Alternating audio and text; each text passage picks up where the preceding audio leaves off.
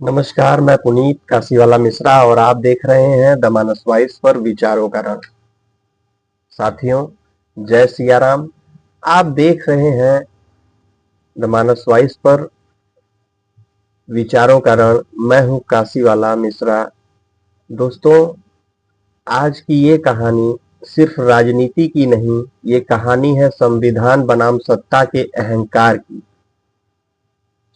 एक ऐसी नेता की कहानी जो पश्चिम बंगाल में खुद को अजेय समझ बैठी है, लेकिन जैसे ही दिल्ली पहुंचती है, चुनाव आयोग, दिल्ली पुलिस और अब सुप्रीम कोर्ट, तीनों ने मिलकर उनकी राजनीति को कटघरे में खड़ा कर दिया है।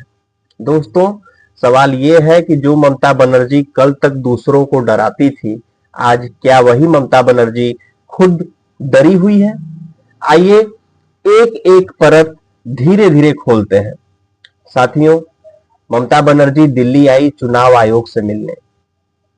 मुद्दा क्या था? एसआईआर स्पेशल इंटेंसिव रिवीजन, यानी वोटर लिस्ट की गहन जांच। अब सवाल यह है कि अगर सब कुछ साफ है तो इतनी बेचैनी क्यों है? और पूरे देश में एसआईआर हो रहा है, लेकिन हंगामा सिर्फ और सिर्फ पश्चिम बंगाल में हो रहा है। क्यों? क्योंकि दोस्तों, यहीं से ममता बनर्जी की राजनीति की नींव हिलनी शुरू हो जाती है। दोस्तों, चुनाव आयोग ने ममता बनर्जी को मिलने से कभी मना नहीं किया, लेकिन हुआ क्या? जैसे ही ममता बनर्जी और उनका प्रतिनिधि मंडल अंदर गया, वही पुरानी अकड़, वही धमकी वाला लहजा, वही विक्टिम कार्ड। लेकिन दोस्तों, ये पश्चिम बंगाल का सचिवालय नहीं था, ये संवैधानिक संस्था थी। चुनाव आयोग ने साफ कहा, यहां अकड़ नहीं चलेगी। और जैसे ही बात मन मुताबिक नहीं हुई, ममता बनर्जी बाहर आई और शुरू हो गया आरोप, अपमान, बहिष्कार, बयानबाजी। उन्होंने चुनाव आयोग को क्या कहा? Arrogant, liar. दोस्तों, जो संस्था आपको सत्ता में लाती है, उसी पर सवाल। अब अगला ड्रामा, ममता बनर्जी ने कहा कि दिल्ली पुलिस ने हमें घेर लिया, हमें डराया जा रहा है। लेकिन दोस्तों, दिल्ली पुलिस ने बकायदा प्रेस कॉन्फ्रेंस की। स्पेशल सीपी ने साफ कहा कि मुख्यमंत्री को Z+ सुरक्षा मिली हुई है, सुरक्षा देना हमारी जिम्मेदारी है।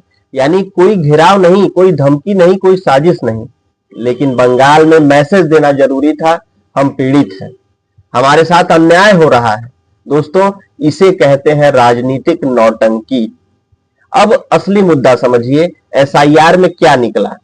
लाखों ऐसे नाम जो वेरिफिकेशन के लिए आए ही नहीं, संदिग्ध वोटर, फर्जी एंट्री। दोस्तों, अगर 30 लाख लोग जांच में सामने नहीं आते तो सवाल उठेगा ही। और यही सवाल ममता बनर्जी को परेशान कर रहा है, क्योंकि एसआईआर मतलब फर्जी वोट खत्म, बूथ मैनेजमेंट खत्म, डर की राजनीति खत्म। दोस्तों, चुनाव आयोग से बात नहीं बनी तो ममता बनर्जी पहुंच गई सुप्रीम कोर्ट। ध्यान दीजिए, खुद याचिकाकर्ता बनी, खुद लड़ाई लड़ रही है। मतलब साफ है, ये आखिरी लड़ाई है। अब सवाल ये है, अगर सब कुछ सही है तो कोर्ट जाने की जरूरत क्यों? दोस्तों, चुनाव आयोग ने एक ऐतिहासिक फैसला लिया है। 8000 माइक्रो ऑब्जर्वर दूसरे राज्यों से सीधे चुनाव आयोग के अधीन। अब ये अधिकारी एफआईआर कर सकते हैं, सस्पेंड कर सकते हैं, बिना राज्य सरकार देखे कार्रवाई कर सकते हैं। यानी अब अफसर किसी नेता के नहीं, संविधान के हैं। और यही बात ममता बनर्जी को सबसे ज्यादा चुभ रही है मेरे साथियों। दोस्तों, अब आते हैं सबसे विस्फोटक खुलासे पर। हुमायूं अकबर, उन्होंने खुल करके कहा है, यूसुफ पठान को जिताने के लिए भड़काऊ बयान दिया है, खुद ममता बनर्जी के निर्देश पर। 70-30 का बयान, भागीरथी में बहा देने की धमकी। और वहीं हुमायूं कबीर हिंदू भाइयों से माफी मांग रहा है। दोस्तों, ये कोई छोटी बात नहीं है, ये सीधे सीधे वोट बैंक के लिए समाज को बांटने की राजनीति है। दोस्तों, अब तस्वीर का दूसरा पहलू समझिए। गृह मंत्री अमित शाह, उन्होंने साफ कहा, 2026 बंगाल के लिए परिवर्तन का वर्ष होगा। घुसपैठ पर रोक, निष्पक्ष चुनाव, सोनार बांग्ला का सपना और साफ संदेश है, डर की राजनीति खत्म, लोकतंत्र की जीत तय है। दोस्तों, आज ममता बनर्जी चारों तरफ से घिरी हुई हैं। चुनाव आयोग, सुप्रीम कोर्ट, दिल्ली पुलिस, खुद उनके पुराने बयान। ये लड़ाई अब चुनाव की नहीं, संविधान की है। और जब संविधान खड़ा होता है तो कितना भी कोई ताकतवर सत्ता में क्यों ना हो, उसे झुकना ही पड़ता है। दोस्तों, अब आपकी राय जानना चाहूंगा, क्या बंगाल में खुद बदलाव संभव है? क्या निष्पक्ष चुनाव हो पाएगा? कमेंट में लिखिए। जय सिया राम।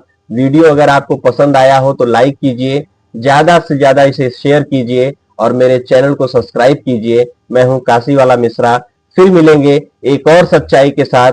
जय हिंद, वंदे मातरम।